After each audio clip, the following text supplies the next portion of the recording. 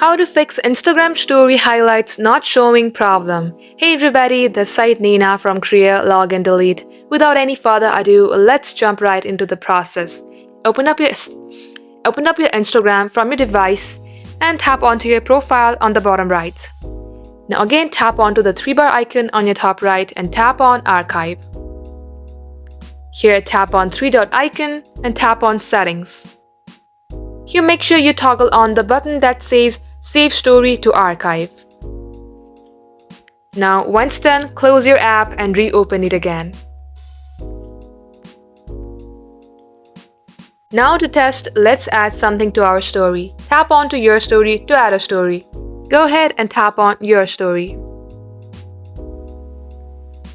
Now tap on to Highlight and add this to your highlight. Now go onto your profile, refresh your page, and see your highlight. Just like so, you will be able to see this. And that wraps up today's tutorial. Thank you for watching, and if you found this video helpful, then do give it a thumbs up and we will see you in our next upload.